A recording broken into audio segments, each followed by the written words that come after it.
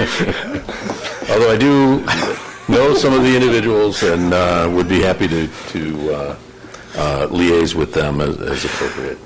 Okay, yes, we were looking to build a bridge there. I'm also curious, would they have known about these two developments that we have reviewed? Yeah, I wondered the same thing. I did not. I reviewed the minutes from the last meeting. There was no mention of it in there at all. It's a perfect example of where we should be corresponding with them more directly, and vice versa with the projects they're working on. Okay, can we somehow make the connection to get with the chair of the DDA and kind of bring him up to speed if he isn't already, and see what input they might be able to provide, which would be helpful to this process? Absolutely. Okay, good. You surprised me, sir. Yeah. Okay, thank you. As I mentioned at the beginning of the meeting, we have our new man, Mr. Boggs, down here, who is already making contributions, and we appreciate that. But you'll also notice, you in the audience, that we have two empty seats down there at the far end, and we would welcome anyone who wants to help Grosse Ile in the planning process to submit applications to Township Hall for consideration by Supervisor Loftus. We are always looking for more input and more involvement, so please consider it. Last item, Brian, the next meeting. Based on where we stand, what's your thought? It would be, the next dates are May 4, May 18, June 1, June 15, June 29. Mr. Chair, if we... Mike's on again. I'll just talk loudly. There we go. I would probably like, kind of similar to what we did last meeting in advance of tonight, if we could maybe set up the next meeting date to be somewhat flexible in the event that we get the formal submittals for either of the two cases that were up for pre-app tonight. If we were to, I'm not sure they could make May, quite honestly. I think that's unlikely. Particularly for our last item, because as a special land use, it does require the full 15-day public hearing notice. So I think it would be hard pressed to get ready for a May meeting for that particular project. But perhaps if we looked at June 1 as the meeting date, if these projects are ready, and if they're not, then potentially have the flexibility to push the meeting back either to the 18th or even into July, depending on what the commission's desire is. I think it really at this point is dependent upon how quickly those two applicants are able to complete their submittals and get full site plans and details in for our review. I'm of the opinion that probably June 1st is even a stretch. It could be. Particularly given the 2-week lead time. But let's canvass. If we were to target for the 15th of June, as the base number, how does that look for people's schedules? Good. Good for you? Eric? Jim? That looks good. It's fine with me. Okay, so 15th. The 15th, we're definitely confirmed. If we have to move it forward Sure. to the 1st, does that rule out anybody? Are you guys okay with that, too? I'm okay with either day. Okay. Either day? All right. Primary target, the 15th. Move it up to the 1st if lightning strikes and the applications come back in meeting the requirements. Absolutely. Okay? Appreciate the flexibility, too. Thank you. It really helps, particularly Lori, but also helps myself when we can let the applicants know that the commission is willing to move meetings up to accommodate their timelines as well. So I do appreciate that. Thank you. Good. Okay, that completes the chair's report. Is there anything else anybody would want to discuss? I will point out, at the next meeting, we will have elections for the vice chair and the secretary. The chair position is no longer voted on by the planning commission. It's voted on by the township board, and I was selected at the last annual meeting. So that position is off the table, but the other two are still open, and so we will have another vote. So consider that. Oh, thank you. Okay, that completes my chair's report. Anything else anybody has? Entertain a motion to adjourn. So moved. Support? Support. All in favor? Aye. Meeting adjourned.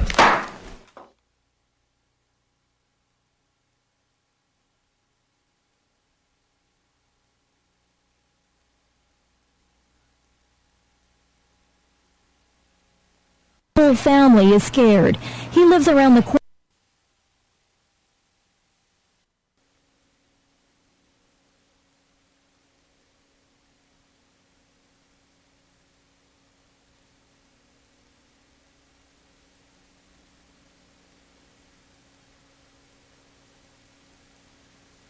Ladies and gentlemen, I'd like to thank you all for coming tonight, those of you watching at home. This is the request of our state representative, 23rd District, Patrick Somerville. He's going to give us a legislative update. Obviously, the hot topic, the May 5th ballot initiative, Proposal 1. Hopefully, many of you are familiar with it. If we have questions, hopefully Pat will be able to answer all your questions tonight. And just a straightforward discussion of what he and his colleagues in Lansing have been up to, why they chose the course they did. We keep hearing there's no plan B, so we'll see, we'll prod Mr. Somerville for a possibility that if it doesn't pass, what we could expect in those circumstances. So I do have to make my disclaimer here. We do have the quorum of the Board of Trustees here. Obviously, there will be no votes taken and no decisions made that affect the township. But right now, I'd like to welcome Mr. Patrick Somerville, our state representative, and it's all yours, Pat. Good to see you again. Well, thank you, Mr. Supervisor. Good to be back, and I wish, as a lawmaker, I wish I could do some legislating of this weather, because unfortunately, you could probably get reelected every time if we could do that. So, but no, and like the supervisor said, the major thing going on right now is, of course, the ballot proposal on May 5th, Proposal 1, that's going to be up for a vote. And I think it's important that we're doing this because we're hearing from voters and residents that are very confused about what it entails, how is it going to affect them, and really what are the details about this plan. And it really is relatively simple. There are some details that you can dig into, but the main portion of the actual proposal is, of course, raising the sales tax from 6 to 7%. Now, there are 10 other bills that are tied to that would be enacted if this ballot proposal were to pass on May 5th, and so we'll go through some of that. But the main portion of the bill is to raise the sales tax from 6 to 7%, and that's mainly being done to fill the void as a result of stripping the sales tax off of gas purchases. I'd like you to use the fixed mic. Just that. Is that a lot better? That's all. Okay. Yeah, now you've blown everybody out. Thank you. Very good. And so there's currently 10 other bills, but the main portion of the bill is the sales tax increase. Well, that's so important, and I think where a lot of people are confused is in order for us to do that, it requires a vote of the people because it's constitutional. So the sales tax, in order to raise it, now we could lower it and we can expand it out to services, and that's been talked about. But in order to raise it from its current level, it needs voter approval. And so what it took was, and what we'll go through in the proposal, is you'll notice there's some side items besides road funding. And so we needed both Democrats and Republicans to pass this proposal, because why? You needed 2/3 of the state house, you needed 2/3 of the state senate, a signature of the governor, and now it's before you, the people, on May 5th. And so, so basically, I'll just start to get into some of the details of the plan. But what it's expected to do, just some raw numbers. So the overall package, you're looking at about $1.3 billion would be distributed to local and state road agencies. So you would have $1.3 billion additional money going in there. For the first 2 years, a significant portion of that money is actually going to be going to pay down debt. And so we've got approximately $1.4 billion of outstanding debt that has to be paid off. The governor would like to do it in 2 years.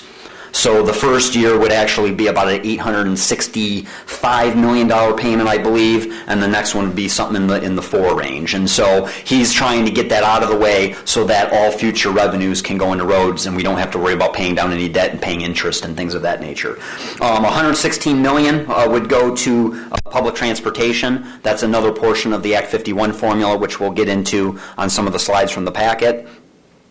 You have $200 million would go to the school aid fund. $111 million would go to local governments through revenue sharing. You have $130 million would go to the general fund, or $173 million would go to the general fund, and there's some other aspects that we're going to go into. Part of the package, there's some other stuff on the side, one of those being reinstituting from 6% to 20% the earned income tax credit. So it was basically a deal that was brokered to get to the 2/3 to provide some tax relief to some of the lower income citizens. And so I'm going to get right into some of the slides here on the presentation. So the first slide you see here goes over kind of the general history. And so whenever I'm explaining to people about what our situation is, I don't think they realize that because of the model that we have currently a cent per gallon model. And so currently the way that we fund our roads is we get 18.4 cents, or the federal government levies 18.4 cents per gallon on every gallon of fuel that you purchase at the pump. Currently, the state of Michigan, they levy a 19-cent per gallon tax on regular consumer fuel. Diesel fuel was 15 cents a gallon. And then you had your sales tax.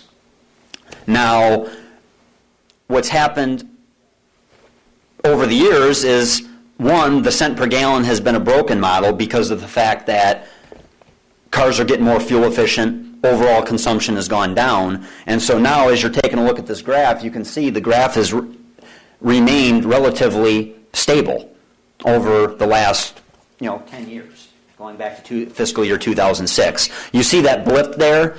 That blip there in 2009 was the federal stimulus money. And so that was just one-time funding. Whenever you were driving down the freeway and you saw, hey, this is our American Recovery whatever Act, that was what that was. That was that stimulus money that you see there in 2006. And then as you see towards the back end of the graph or chart here, you see there was some general fund money put in there. That was us here over the last 3 years. And so if you got some stuff from me in the mail the last few years, and we were talking about $865 million additional money put into roads, that's where that's coming from. And really, that just blipped us up a little bit from where we were at in the previous years. And so that was just making up for any losses that we had through the formula and or any losses we had through the federal government. And so it's remained relatively stable. And so I explain to people, I'm like, costs are going up, not so good when you have a relatively steady and or declining revenue stream. So now you're seeing as a result a lot of our long-term projects falling apart at the same time as our short-term projects are falling apart. And so now we're in a dilemma where we've got to figure out a way to be able to put additional investments into roads and infrastructure. And so that was part of the reason why putting together this whole proposal. So moving on, the next slide is actually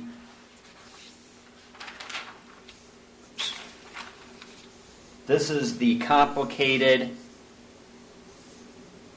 Act 51 formula. And so I don't know if the viewers at home are going to be able to view this, but basically when I talked about before, what you can expect is there's really the three main sources of our funding. So you have the 19 cents per gallon and the 15 cents per gallon that's levied on gas purchases. That generates in the vicinity of about $1 billion a year. You go into the Secretary of State's office every year. You pay for your tabs, your registration tabs. That generates about $1 billion a year.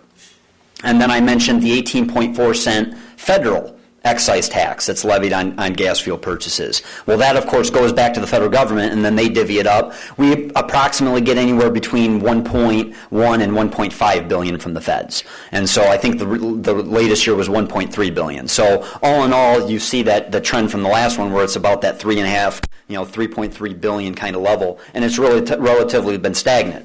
Well, this chart right here is what's known as Act 51 of 1951.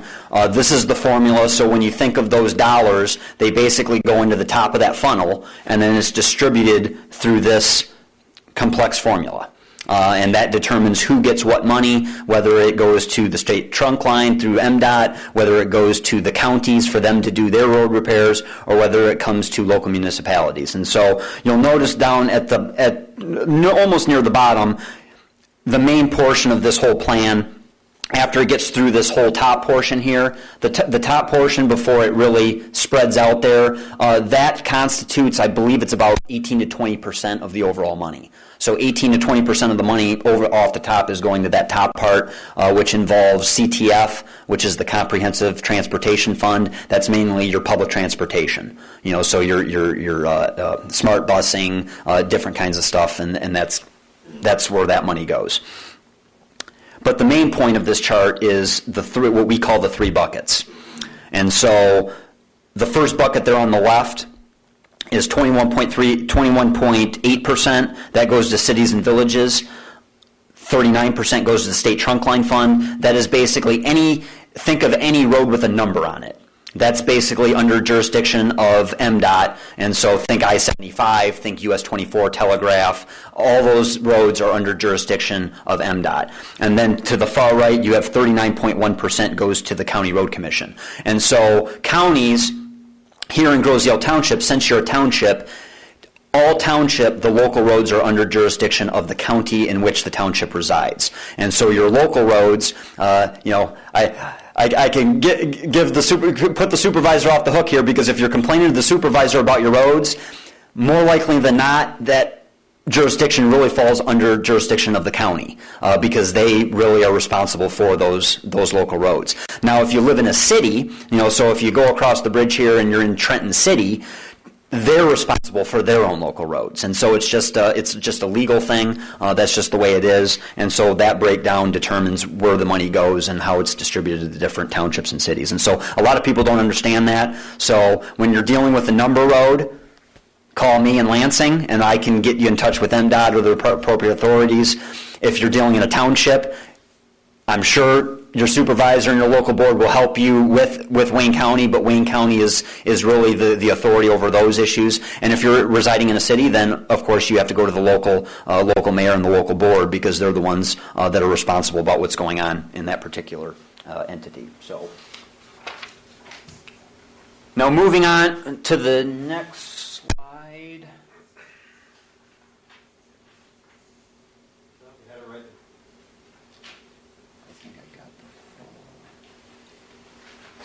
It's backwards, so it's tough to. So this breaks down, and I went over some of this before. This kind of breaks down where the money comes from.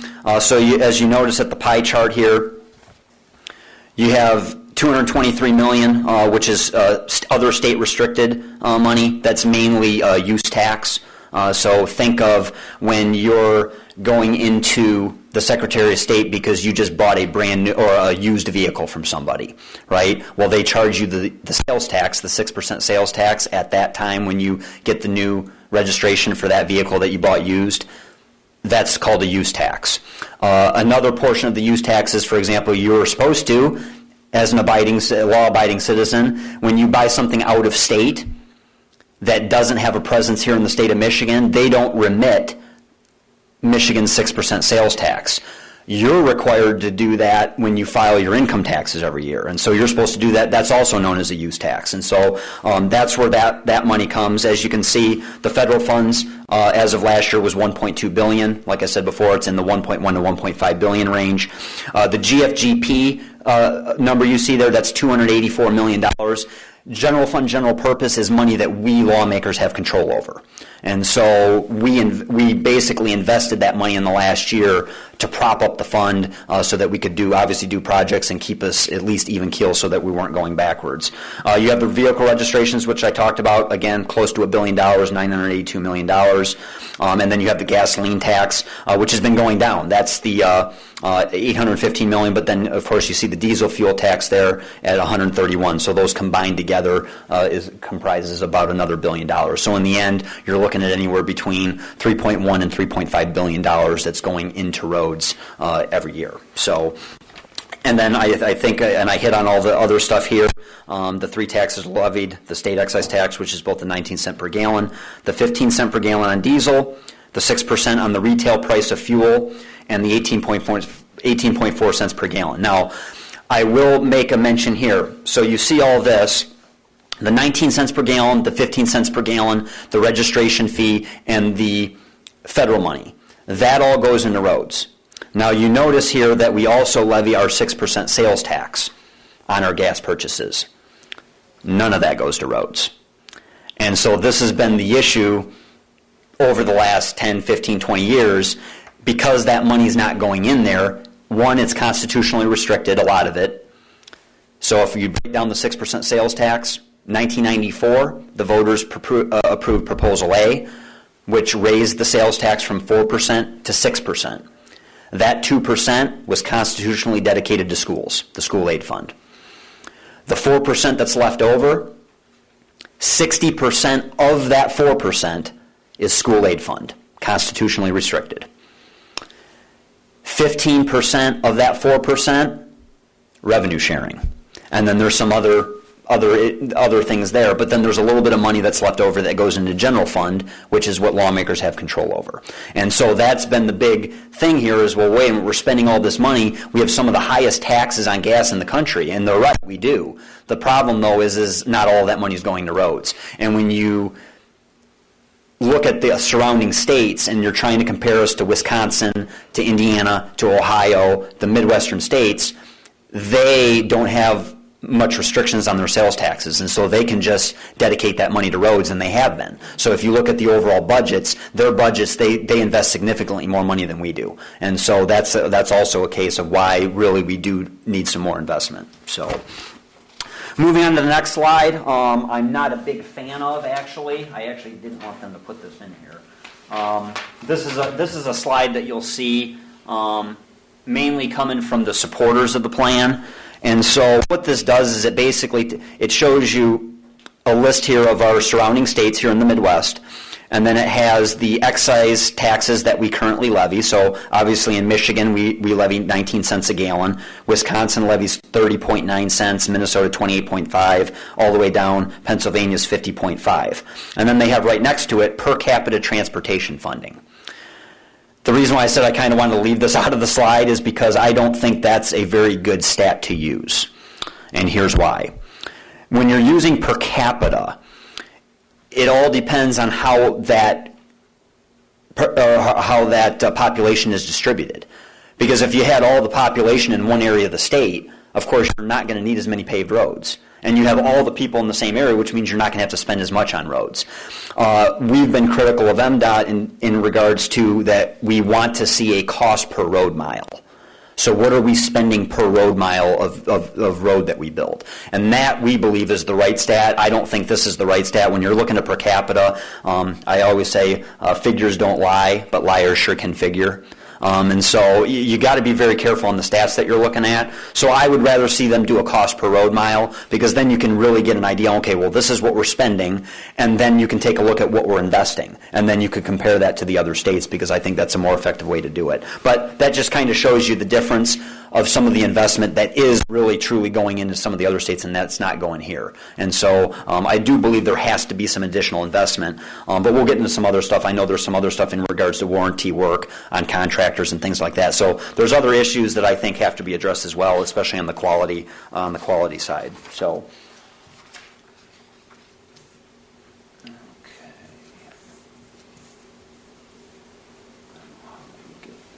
Everything's back. Yeah. Turn it this way. No, keep This- going, keep going. There you go. And then they'll just span out. Okay, gotcha. All right. Very good. So moving on to the next portion of the slide. So this is kind of going to get into more of the details and the meat of the proposal. What is it doing? How is it going to affect me?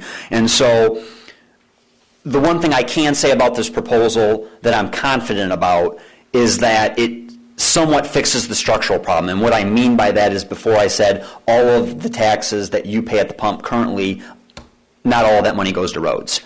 Under this proposal, that would change. So you could be confident when you do go to the pump, the taxes that are being levied on those purchases are now going to go into roads. And so that's all built within the current proposal. And so what you're looking at doing, as you take a look at the breakdown here, so what the plan was to do was to remove the 19 cent per gallon, because of course, remember, the cent per gallon model hasn't been good because of fuel efficiency, fuel consumption going down, things of that nature. And so we felt that it was better to tie that to a percentage at the wholesale level. Even though gas prices do go up and down, when we've looked at the two charts, that has been more the more stable option out of the two that we were doing. And so what we were looking at doing is removing the 6% sales tax from gas, removing the 19 cent per gallon from the 19 and the 15 cent, right? If your diesel, it's 15. If your regular fuel, it's 19. You're removing both of those taxes, and you're combining it into one wholesale percentage or cent. So that's the first part. The other part is registration. So there was some bills, when I mentioned at the beginning, there's 10 other bills that are tied into the passage of this package. And so that goes through a number of things. One of those was registration fee increases. And so we focused more on your overweight, more of your trucks, overweight vehicles. We felt that they should pay a slightly higher amount than what they were currently, one, because they're doing a little bit more damage to the roads than, say, a smaller passenger vehicle. And so you're going to see that. New cars starting in 2016, and we did do kind of a phase-in over a 3 to 14-year period, so it wasn't just all one big hit all at once. And so when I mentioned at the beginning the $1.3 billion that's going in, again, that's going to be divvied up based on the 39% to state roads, the 39% to county roads, and the 22% to city. That's based on the Act 51 formula that you saw in one of the previous slides. It's also going to grow with the Consumer Price Index. Now, I had some reservations over this. You can look at it as two ways. One way, you might think, okay, well, that might be better left up to the legislature to determine need at any given point. Or the other people are like, well, we need a more stable funding source, and if it's not going up with inflation, this is exactly why we're in the problem that we're in right now, is because it's been stagnant and there has been no inflationary factors built into the formula. And so it does have a consumer price index tied to it, but it can't go up more than 5 cents per year. So it's whichever is less. 116 million of that, again, per the Act 51 formula, would go into public transportation. And I think going on to the next slide, and I think it's at the end, but we'll wait until we get through this. But there's other, I mentioned this at the beginning, you had $200 million go to school aid fund, $111 to revenue sharing, $20 million per year for DNR marinas and ORV trails. Again, that's some other parts of what's known as the CTF. Yep, that's that one. And again, this is covered in some of the other slides as well, and I mentioned some of these numbers at the beginning of the talk. So, going to the impact. So, you're going to have the 6 to 7% sales tax increase. So, anytime you go to Meijer and you purchase something outside of a food item, you're now going to pay 7% instead of 6%. So, obviously, that's an additional burden to you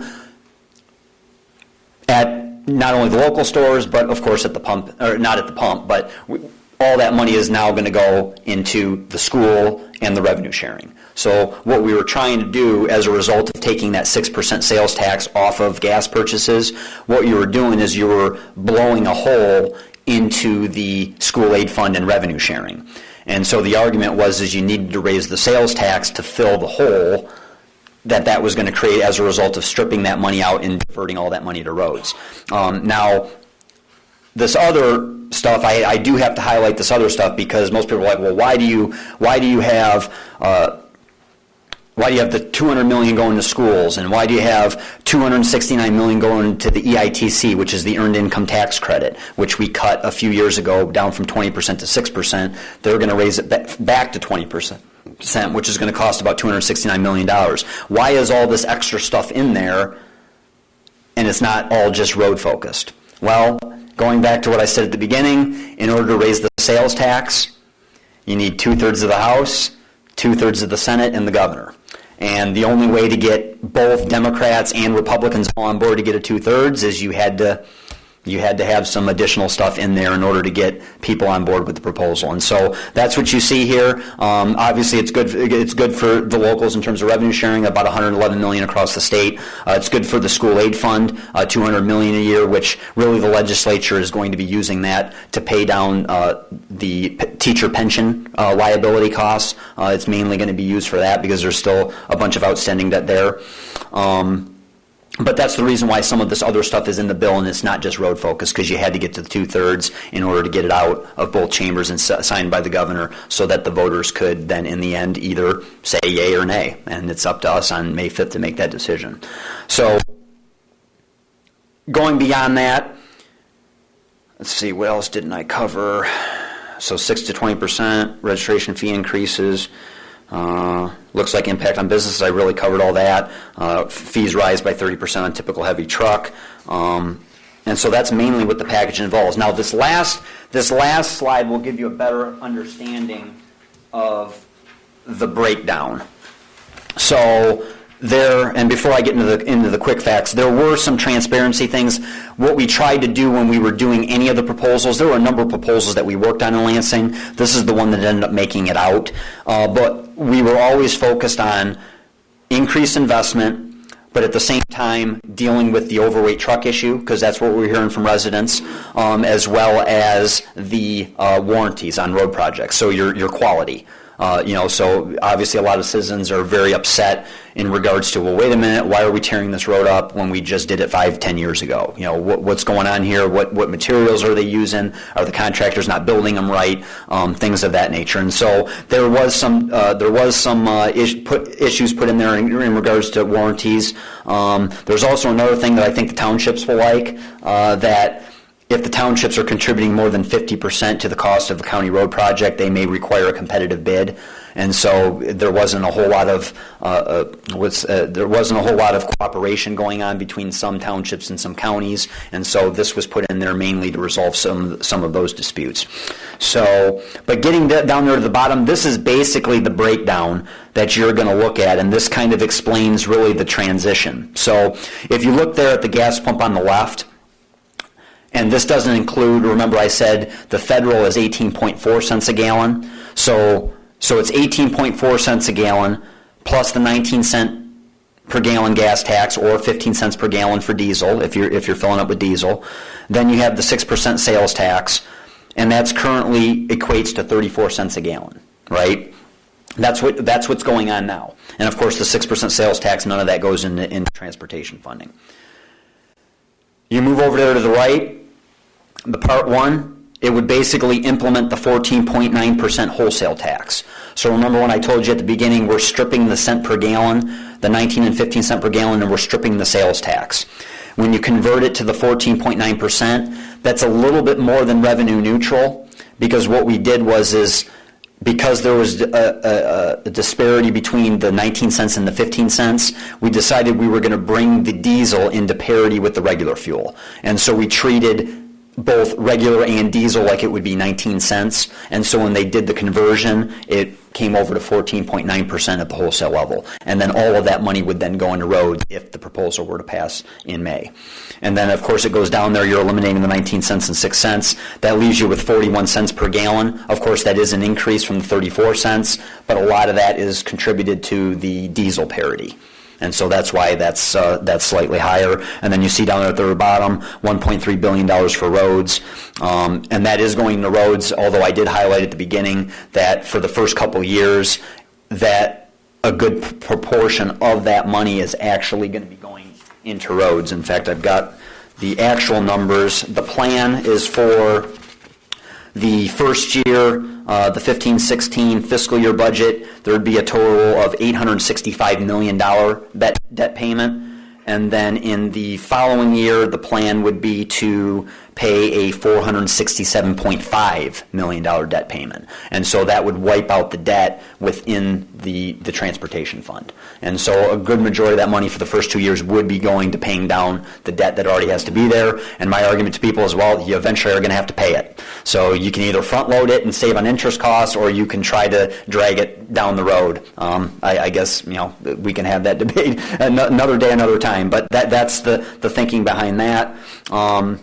And of course, the part two is just the 6% to 7% sales tax increase, which is going to raise the $1.3 billion to basically fill the shorthole. But then the other bills, the 10 bills that were associated with what was Joint Resolution UU, that was what we voted on in order to get it to the voters. That would involve all of that, the 10 bills. So it would be the 10 bills, and that would be all be enacted if the vote is approved on May 5th. And so with that, I'll open it up to any questions, because I'm probably better at that, and I probably missed some stuff and things that you're thinking that, that would be beneficial to not only the people here, but the viewers at home. Pat? Yep. Let's make the assumption that the bill doesn't pass. Yes. Is there, what's the thought? Just so, because we are recording this, and hopefully it's going to be strong. My question was, Should be on. You just have to go real close, Jim. all right. If it doesn't pass, we've heard that there is no Plan B, but is there a Plan B? Yeah, there's actually a couple plans. Most people don't realize is I actually voted for 2 plans before this proposal was approved in the later stages of last year. The first plan involved, and it wouldn't have gotten us all the way there, I think, in terms of the overall investment, but what it would have done is, when I mentioned before how we have the cent per gallon and then the 6% sales tax, well, we mentioned none of that money goes to roads, right, because you have the constitutional restraints. But what there is left over was there was approximately $130 million from those purchases that was going into general fund money. Remember GFGP that I talked about? The GFGP money is money that we have control over. And so the first proposal that we had the bookends, right? It had the warranty work, the transparency, for MDOT, things of that nature, and then it had the overweight truck issue. So, higher fines on overweight trucks, bringing those into parity with our surrounding states. Those were the bookends. The middle of it was the $130 million that was already being collected that was going into general fund. We were going to divert that over to roads. And that was, like I said, in the $130 million range. And then we were also going to divert 1% of the use tax. The use tax, again, was that money, that $230 million figure that you saw in the pie graph. That's the money where, when you go down to the Secretary of State, you bought a used car, they charge you the 6% sales tax when you get that registration. That's the use tax. So, and then the purchases that are made out of state that you're supposed to claim on your income taxes. Most people aren't aware of that. You're supposed to claim those on your income tax. All that money, so 1% of that use tax money was going to be diverted to roads. That was in the 300 and something range, and the total package, I believe, was about $485 million. So we were going to be diverting $485 million. And the most important part about that, and what most people were overlooking, when I showed you the Act 51 formula, and you had that big chart where all that money went through, well, we were able, because it was general fund money, we didn't have to dump that money into the top of the funnel. So it wouldn't have to go into public transportation, it wouldn't have to go into bike trails, it wouldn't have to go into all that other stuff. We were simply going to route the money into the bottom 3 buckets. And so it would have gone to the state trunk line fund, it would have gone to the county road commissions, and it would have gone to the local cities and municipalities. And so my argument was, well, $485 million in that fashion goes a lot farther than more money if you're putting it in the top of the funnel. And so we would have had a significant investment moving forward, and there were other ways that we were looking at in terms of looking at our budgets and determining whether there were better priorities in uses of our money, whether it be cutting different agencies, whether it be closing things altogether. And so there was a lot of talk about what our priorities were and whether we should just reprioritize the rest of our spending to come up with the difference. The second plan that you heard a lot about before the other proposal was passed was known as the Bolger plan. Jace Bolger was the former Speaker of the House, and he came up with a proposal that would basically do what we did on the, not the sales tax portion, but what we did on the removing the cent per gallon and the 6% sales tax, instituting the wholesale tax. But what they were going to do was phase that in over 6 years. And then, of course, remember when I said it blows a hole in the school aid budget and the revenue sharing? The reason why we were going to phase it in over 6 years was because we were going to rely on revenue increases to fill the gap in each of those years for the school aid fund and local revenue sharing. And we had put in the bill that they were to be held harmless in the deal if it were to pass. And so that was one that I was really interested in because I felt, as a lawmaker, it would have put a lot of pressure on us to really prioritize our budgets and look into each of the departments and let's determine what we could do a lot better, more efficient. What do we need? What do we don't need? Because we would have known our priorities. Schools got to be funded, locals got to be funded, and then, of course, roads and infrastructure are important, and we would have gotten the necessary resources. Now, it would have been over 6 years. in a 6-year period to get there, but I think that was a decent proposal that was put out there. So there's those two plans, and then there's, of course, the other crowd that says that we can find all the money within the budget. And, it's possible, but it's difficult, because I don't think most people realize we currently operate a $52 billion budget at the state level. 42% of that money is federal money, so we can't touch it. So 42% off the top of that $52 billion, we can't touch. Once you get rid of all the other constitutional restrictions, you're left with about $9.8, $10 billion in general fund, general purpose. But that's not the end. You need money to put up to draw in the federal money. So you need the match money. So when it's all said and done, you're only looking at about $4.5, $5 billion dollars that we actually have control over. And so that's the struggle. So when you're looking at a $52 billion budget, I'm like, well, I only have $5 billion here to work with. And so the majority of that money is going into things like corrections, which is public safety. And so we've looked at that. We have made some reductions in that area to try to find some money. A lot of it goes into higher education. So there's been talks about potentially privatizing a couple universities, that being U of M, maybe Michigan State. We currently invest $300 million a year in the University of Michigan. So people have said, well, why don't we just, they can last on their own. They don't need us. We can take that $300 million and just divert it. That's been talked about. I don't know if it's feasible or whether we can do it or not, or whether we have the votes to do it. That's just some of the stuff that's been talked about. But it goes into other areas, but there's other areas where you can look at in terms of where you could cut the money, but it's not $52 billion. It's only $5 billion. That's what we have control over. Now, one aspect that we have potentially, and I think needs to have a lot more work, as I mentioned, you have $10 billion, about $4.5 billion of that is money that we have. Well, that leaves $6 billion that we use to draw on the federal money.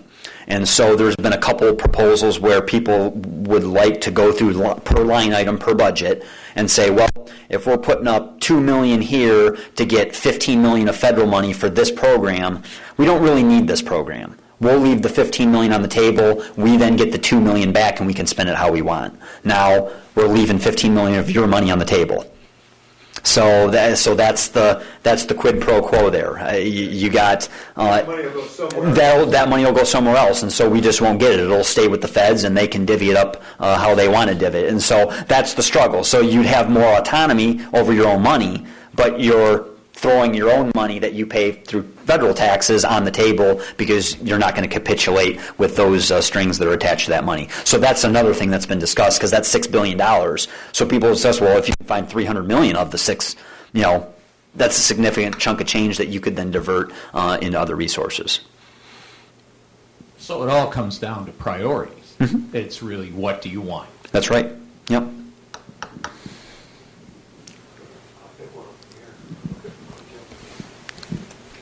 So I'm going to take a request a little different approach, and rather than start at the how much money can we get, Yep. I'd rather take like, what do we need? You had like your roster of paying the debt first and then working on the roads. Well, as we've seen, defer road maintenance for a while, and all of a sudden a road that was repairable now has to be replaced. Yep. So there's going to be a lot of judgment involved. But how much money could we spend in a year repairing roads? Use that as and how much, a proportion of that for paying off the debt, a reasonable amount. Yep. How much do you need to generate just for roads? Start out, let's pick a number. Let's pick $1 billion. Yeah, Because it's yeah. a good round number. Well, and that's actually around the number of what they're saying. The industries are going to, and I think it may be a little bit less if you dig in a little bit. I think probably $800 million might get you there. The industry claims $1.2 billion per year additional ongoing in order to catch up and keep everything maintained at what they call a good level.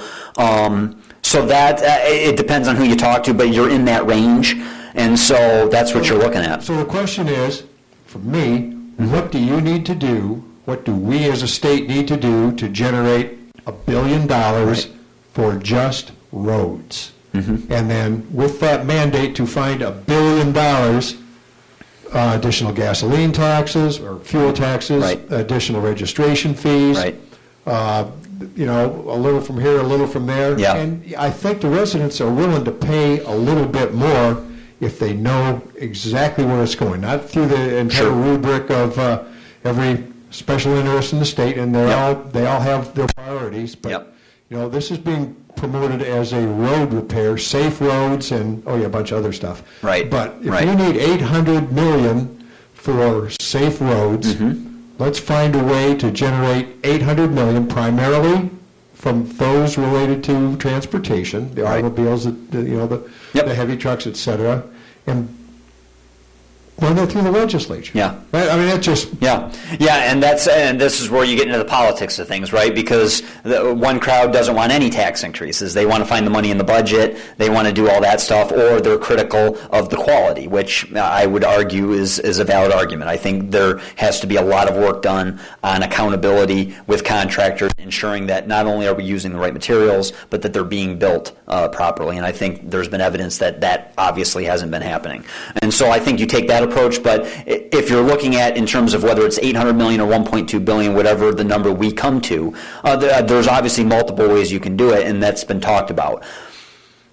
I think we've steered clear of registration fees, mainly because of the fact that it's not we were trying to set up more of a user fee. So the ones that are using the roads are going to be more the ones paying for the roads. And so... Well, that, if I can, to me, that's where the registration fee becomes valid, because with the electric cars, et cetera, they're heavy, they do damage to the roads, they don't burn gasoline. Correct. So if we're talking about paying a fair share, how are you going to get their user, their road wear fee? Yeah, that's part of the parity in the proposal. Actually, that was part of some of the bills with the registration fees, is it was hiking the hybrid and electric vehicles up higher than the standard registration. But you got to remember too, a registration, if I use my grandma as an example, right? Okay, grandma's not out driving every day, but she's still paying the same registration fee as somebody that's on the road every day. And so what we were trying to aim for was more of a gas tax base, because if you're buying more gas, you're using the roads more, which means you're helping pay for it. Now, the other thing that was tossed around, and I know a lot of residents inquire about it, is toll roads. I think toll roads are fantastic. They work very well in the surrounding states that they've been tried in. I know Florida built their own turnpike. It works fantastic. It's always maintained. They have the money to do it. The issue that we run into there, and there has been talks about us doing this, but we would have to get a federal waiver from the feds, because right now, per federal statutes and regulations, we're not a through state. We're a peninsula. And so Ohio can get away with it because they're a through state. Florida can't get away with it because they're a peninsula. Well, they're like, well, you have a Florida Turnpike. That was built by Florida. That was built without any federal dollars, all that kind of stuff. And so that's theirs. That's their turnpike. And so they were able to toll that particular road. And so we've looked at that. Again, another user fee. Tourists coming in the state, they're helping pay for the roads. The trucks driving on the roads are paying for the roads. And so I think that would probably relieve a lot of the other areas, because that would simply pay for the highways, the highway system, and then you'd still obviously have to pay for the local roads, but it would take significant pressure off of other areas of the funding source, whether it be through the gas tax, or if you want to raise the sales tax. If you're raising the sales tax from 6 to 7%, you're generating an extra $1.2, $1.3 billion, per percentage point that you raise it. So do you raise it a little bit less than that? That's an option. But that's something that we would have to decide. But, of course, we would want to ensure that it's dedicated. So just like what was passed in Proposal A in 94, the agreement was the sales tax is going to go from 4% to 6%, but that money is going to go into the school aid fund. And so it could be the same thing here, where the money, we could raise it another 0.8% or 1% and say all that money is dedicated to roads. And that was another issue that was talked about. But again, just trying to do the sales tax, that was floated, but then we didn't have 2/3 because we needed both Republicans and Democrats on board with the proposal. Pat, Yep. I hope you can, does this sound like it's recording? Number one, I want to thank you for a very fine presentation on your part. I think you did a good job explaining a complicated proposal. My first comment is that I'm chairman of the Public Services Commission on the island, and one of the issues we're confronted with every day at roads. You drove here from the west side of the county. Our roads are terrible. Not necessarily Some of them undrivable. Well, they're very bad. And we're on our own as far as this township, a lot more so than Canton Township or other drive-through townships as far as support from our county. I'm embarrassed by our roads. They're a disaster. The roads that I drive every day to Livonia are a disaster. For the legislators, and I trust you're not one of them because of the way you talked, my opinion would be those like Senator Colbeck who say we can find it out of the budget. Well, why hasn't he? He's been talking that way. He just doesn't want to raise taxes. And we don't have the money to fix our roads. So I hope that you and other legislators will address that issue if this proposal fails. Right. Most of the media, the editorials in the newspapers that I've read, and I would say 3 or 4, they all, Detroit News, Detroit Free Press, Ann Arbor newspaper, they all say it's a complicated proposal, but we have no other choice. If this fails, and they've all said there is no plan B, no viable plan B. Right. You outlined a plan B that talks about possibly raising $485,000. Million. That's far better than trying to find it out of the budget because it's not going to happen out of the budget. Right. It's just an excuse not to do a job for the state of Michigan and for the taxpayer, as far as I'm concerned. Right. The one thing you didn't talk about, and I do have the data here, it's the sales tax comparison. Okay. A lot of the media picks up that we have the highest taxes, the highest sales tax, and in fact, that's not true. Right. I have the chart here, got it from the County Road Association. Right. So that's a concern. So my basic issue is, and I hope that you would take this message, my friends are frustrated, they're all willing to pay more. I know that a lot of people can't afford to pay any more taxes. At some place along the line, we've got to have money to fix our roads. It's going to affect our property values. It already has affected our property values. It's not just a traffic safety issue, it is affecting our property values, economic development in the state. This legislature has been accused of being very short-sighted and get things done. This is a critical issue for us, and all we can do is ask that you, and you sound very positive about recognizing the problem, that you just don't allow your fellow legislators to bury your heads in the sand as you have done and not deal with it. On a historical fact, I think I'm correct on this, the last time that there was a gas tax increase was when it went from 15 cents in around 1981 to 19. Yep. to 1993 when Engler did it. And when Engler did it, he raised it 4 cents, and they bonded, and that's the debt we're still dealing with instead of truly dealing with it. There were many proposals back in the 80s and 90s to allow a penny a gallon to increase up to 30 cents so it would be competitive with Wisconsin, Illinois, and some of the other states that have a higher gas tax increase. So we've suffered for years. In the chart that you showed, we've seen a dramatic decline in the gas tax revenues that isn't really reflected in one of your earlier charts. So all I can say to you is, as a citizen in your district, I'm very supportive of doing something. We have to find the money to fix our roads. And I hope that this proposal will pass, but if it doesn't, it's my personal view, we do need to move quickly on some plan B. I agree, and I think the legislature is ready for that. There are talks behind the scenes. Obviously, we're not putting out any plan right now specifically because we don't want to necessarily affect the result of what is going to take place on May 5th. And so there are plans in place. In fact, I'm very close with the chairman, Chairman Patalia, who's the chairman of the Transportation Committee, and he's really jumping at the bit to find out what's going to happen because he's like, look, we've got a lot of stuff that we want to address, and we're just, we're just sitting on the side, not sitting on the sidelines, but we're just not putting anything out into the public, mainly because we want to see what happens, what the voters decide on May 5th. And so there is some stuff, like I said, I highlighted the 2 plans that were being considered before. It could be a combination of those. It could be, something else, whether it be other budget cuts, things of that nature. It can be a combination of all 3. I think there's a lot of very positive proposals that are out there that we can go to. I would love to still see the toll roads on the table. I don't think we've really put enough pressure on the feds to say, hey, look, we want to wait. We're going to ask for a waiver. We want to be able to fund our major freeways in the state. We're obviously not we're not a through state, but we get a lot of truck traffic in through Canada, through here, and we get a lot of tourism up north, up to whether it be the UP or northern Michigan. And so we do get plenty of traffic. And so I think it would help greatly. And it's like I tell people, look, I drive to Lansing every day. I drive on 275 to 96.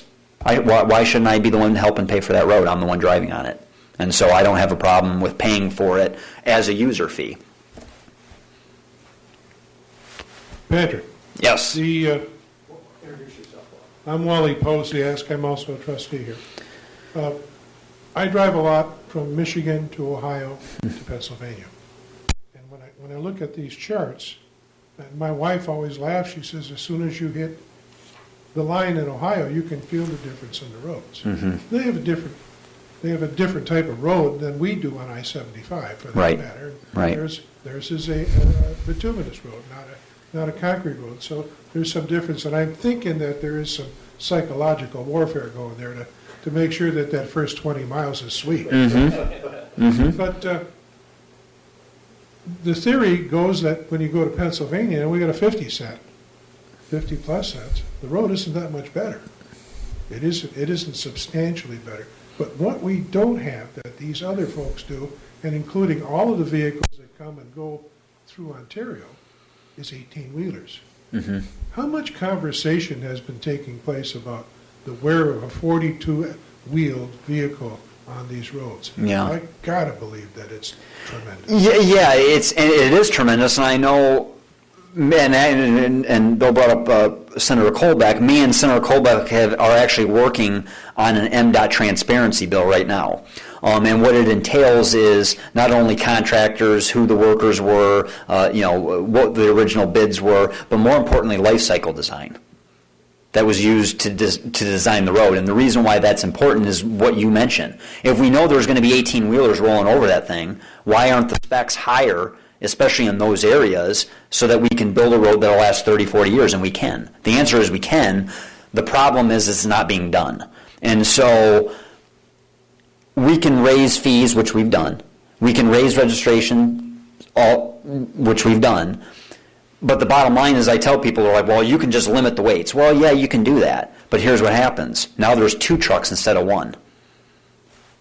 So why don't you just build the road right the first time, let the one travel, and you'd be much better off. And I would argue, really, those costs, you're going to see that as a consumer through the price that you buy, because of course that's a cost of business, which means everybody's going to pay more. So I would rather just deal with it on the infrastructure side and the engineering side, because it can be done. The problem is it's not being done, and so that's what we're trying to dig into is accountability. Let's make sure we build them right. And so I can appreciate the fact that you want to build them to accommodate a very, very large vehicle. Mm-hmm. But that's a 161,000-pound vehicle, Sure. which is two vehicles. Yeah. 49 other states live with 18 wheels. yeah, they deal with 81. I think it's 81 or 83. Exactly. That's the federal standard. We, of course, doubled it. A lot of that happened mainly, let's face it, we have the big 3 here.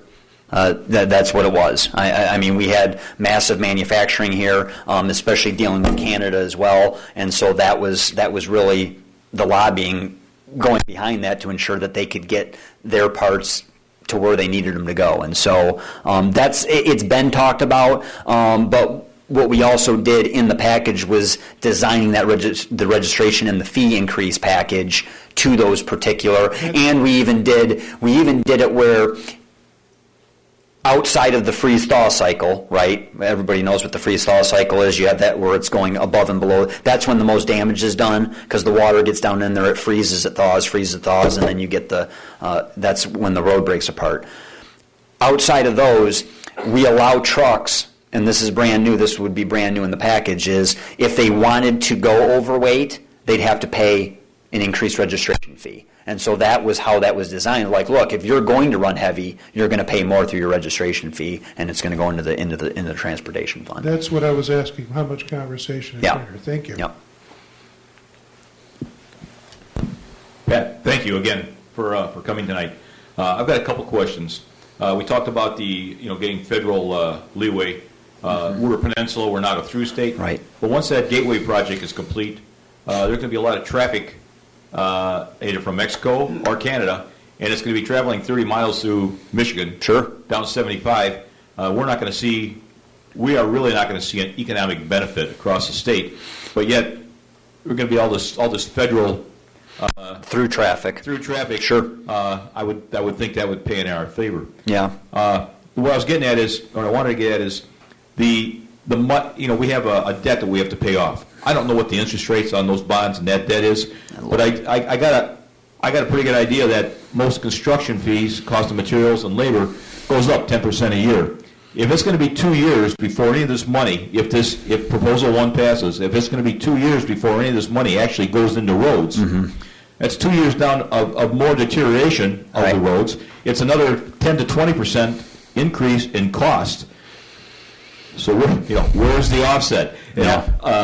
Low interest bonds or roads that have depreciated more or deteriorated more, and a 10 or 20% cost raise in price to repair those roads. Yeah. Now instead of 15 miles of road, we got 20. Sure. The last thing is, I don't know how the formula breaks down with the monies that comes through the state and goes into the counties. But the reality is, Grosse Ile is on the bottom of the list in Wayne County. Yeah. And if the residents choose, if we were to bring before the residents of Grosse Ile and they were to pass a millage to do our roads, we need some sort of relief from the stranglehold of the county, of Wayne County, that will allow us to repair our roads to a standard, not. Right. I think I know what you're getting at, and in fact, there was a couple bills, and I'm going to have to find out if they were even reintroduced, but I know we were working on it with Representative Kurt Heisey, who represents the Plymouth-Canton area, which of course is kind of in the same position you guys are in. They're getting the same kind of treatment. And so I'm going to have to find out from Kurt where that bill is, but it had something to do with, it would allow you, if you're paying, and it goes along with the lines of the other bill I talked about earlier, where if the township decides they're going to put up 50% or more of the project, they would be able to do the competitive bidding on that project. But this particular one said that if you were contributing more than 20% of the road cost of the road, that you wouldn't have to abide by certain standards or whatever a county was going to imply that you needed to follow. That in permit fees and that sort of thing, because it only just reduces our ability to the amount of road that we can repair. And you're paying for it. You're paying for a road that really you shouldn't have to be paying for because it's a county road. So. Again, it'll be 2 years before anything really noticeably starts to take place on our roads. Well, remember a little bit, because remember there is a $400 million increase. So if it were to pass, remember the $1.3 billion is additional. And so the money that's going to pay down the debt, the $800 million the first year, the $467 the second year, there is that $400 million that's going to be used for roads in addition to what we're already spending. So there is an influx of money, just not all of it is going to the roads the first 2 years. It's just paying down the debt. It's just that the township of Grosse Ile is not going to see anything. No. You're going to see the $400 million based on the dissipation through the absolutely. Yep. Right, and you're right. And if you do see it, because it just goes to Wayne County, and then it potentially. Exactly. Let's hope some stuff changes with some new regime. Other questions for our representative? No. Pat, are there any other legislative issues? I'm sorry, we have a road. I just got a couple of questions. Okay. We're obviously directing funding to a township like ours and several other townships through what we can put frosting on it, call anything we want. We'll call it a failed government system. And we're dealing with some real issues that, at my age, I'm not sure I see the end of it. You're asking 8,000 voters here on Grosse Ile to vote for. Well, I vote for. I'm here just giving the information. I'm not saying whether I'm voting for or against it. Well, you can look at my public record and figure out how I voted on it. So, obviously, we'll call it the state government is putting this package forward, hoping that it'll pass so this funding will come forward. When in reality, there's absolutely zero benefit for the 8,000 voters here on Grosse Ile. Zero. Unless, of course, that percentage wants to consider driving on the roads beyond Grosse Ile that will be enhanced, hopefully, by this road funding. I guess I'm curious as to, realistically, how much funding can actually be performed in a fiscal year in Michigan. I mean, if you're talking $1 billion, Right. do you really believe that we could do $1 billion worth of work in a year? We don't have the capacity contractually. You'd probably have to bring in outside contractors, which could be done. I mean, you could bring contractors from out of the state to do the work. But you're just driving the price up. Sure. A little, slightly, yeah. But sometimes that's healthy too. So sometimes they might come in with a lower bid than maybe even a state contractor. So you just never know. But you got to get the equipment up here, all that kind of stuff. That's very optimistic, and I really appreciate your viewpoint on it. Yeah. But I mean, realistically, I think the number needs to be set. There needs to be a balance that can funnel into local governments. I mean, there are several non-failed local governments operating under a failed local government. Sure. And we need to address that. It's important. Absolutely. It's important for us. Well, and I think you're getting at a key point, because when you mention the three buckets, right? You have the state trunk-line fund, which is MDOT. You have the county road commissions, which is obviously county, and then you have local municipalities who are responsible for their own roads. The problem that we face here, and honestly, it doesn't happen anywhere else, really. Like if you go up to Oakland County, they love their road commission. People here in Wayne County, they hate Wayne County, right? Because Oakland County is operated very efficiently. So when they get their money, the people of Oakland County are like, yeah, they do a great job. They take care of our roads. They fix them. They do whatever. And then we're here in Wayne County, and we're like, well, Wayne County doesn't, we're not happy with what they're doing. And so I guess the issue is how do you statewide, how do you carve out just a certain area to ensure that money is getting to an area? It's very difficult to do. I mean, outside, unless you guys wanted to incorporate.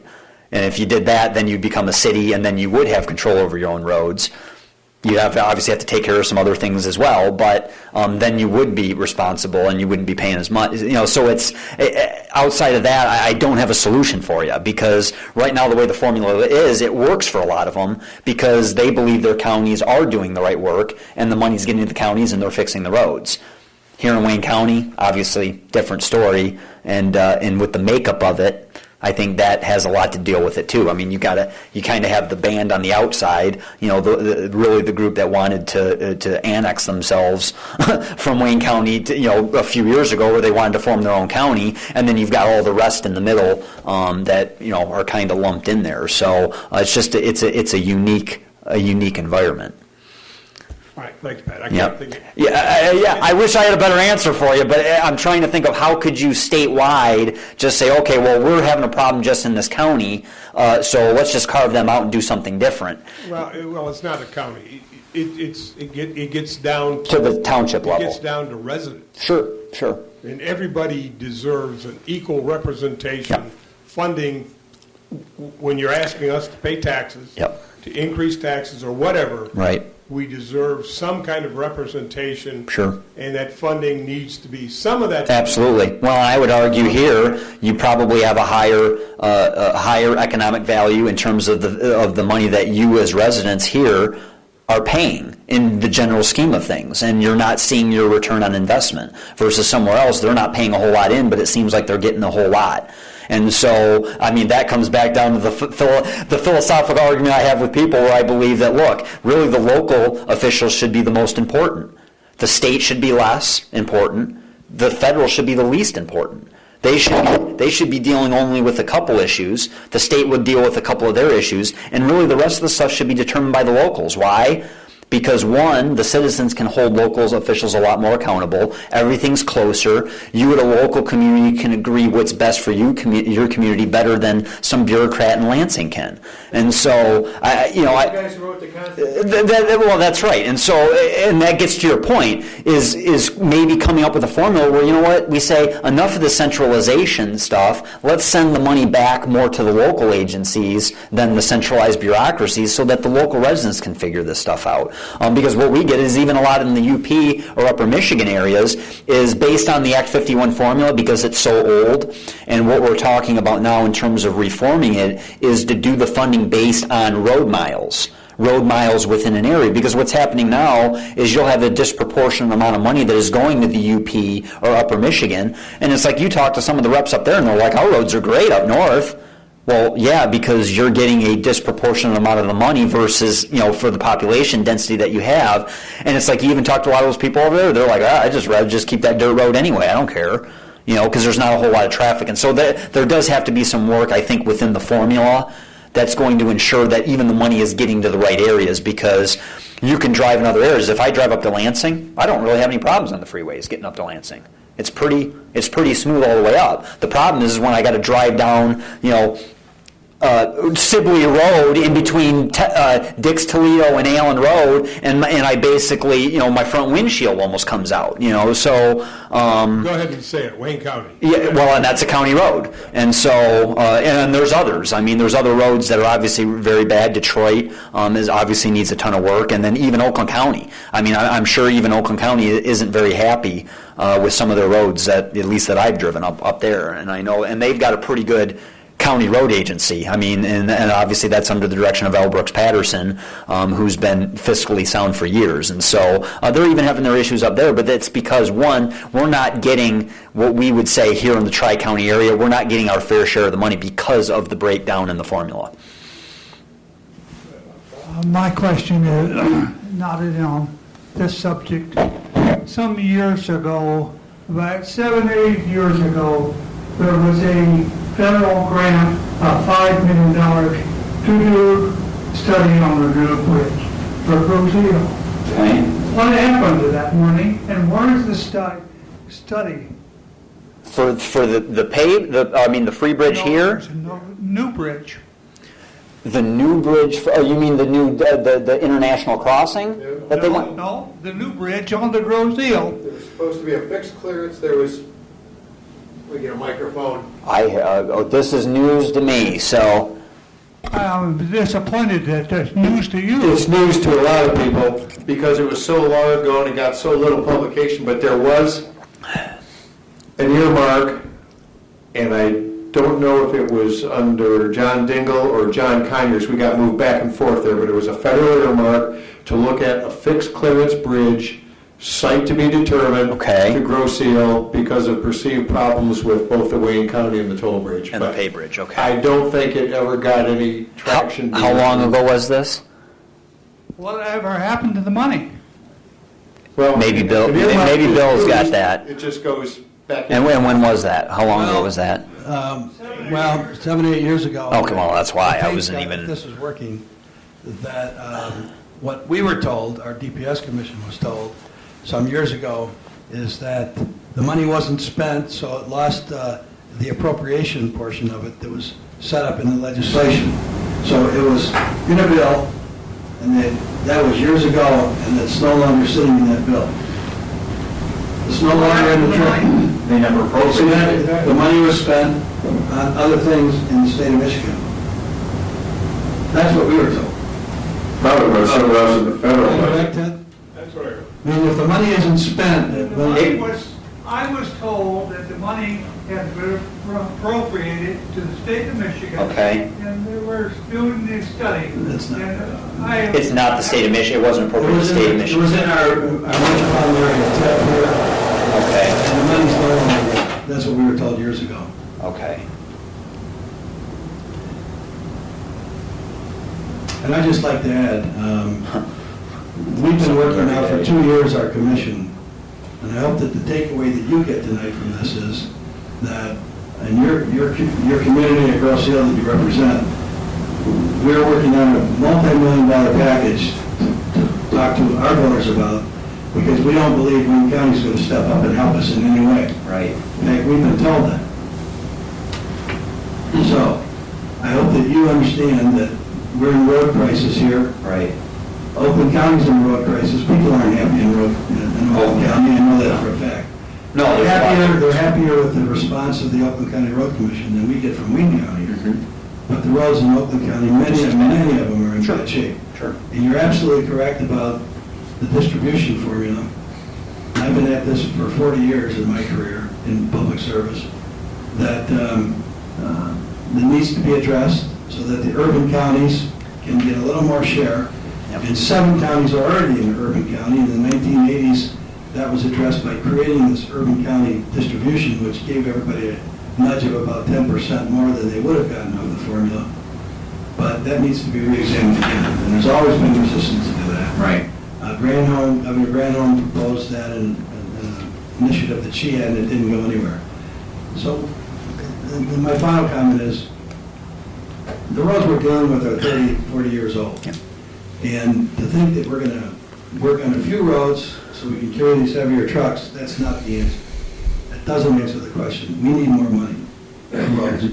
Whether it's that 500 million you talked about or $1 billion, we need more money, period, to fix our roads. Well, yeah, and again, the additional money is required to build the roads to the specs that we need. You need more dollars in order to build that infrastructure. There's no getting around it. And obviously, by looking at the charts, you can see it doesn't work well when you have a declining revenue stream over a 10-year period. Well, costs aren't going down. Costs are going up, and so when you have that uptrend on cost and down on revenue, it's a recipe for disaster. And what Bill's talking about is you have a situation where you have these 30, 40-year projects, and the scary ones are the bridges, because now you've had those bridges that have sat for so long without really any, they haven't been redone, whatever, and even a lot of them haven't been maintained the way they should have been maintained. And so now you have a lot of these 30 and 40-year projects that are falling apart right now. Well, what happened over the last 10, 15 years has been a lot of just easy fixes. So whenever you see asphalt go down, that's really it's a Band-Aid. It's a 5 to 7 year fix. They did it because it's quicker. Even though asphalt and concrete cost the same. The only difference is it takes longer to lay the concrete than it does the asphalt. And so that's just an easy way for them to fix it really quick and get people back on the road. But that's only a 5 to 7 year fix. Well, what's happening now is you got all the 40-year projects falling apart at the same time as all of our Band-Aids over the last 10 years are falling apart. And it's just creating an unfortunate situation. And like what was mentioned before, it's affecting your property values, it's affecting economic development, because companies look at that. Do you have infrastructure that we can do commerce in or under? And the answer right now is, well, it's a very hard sell.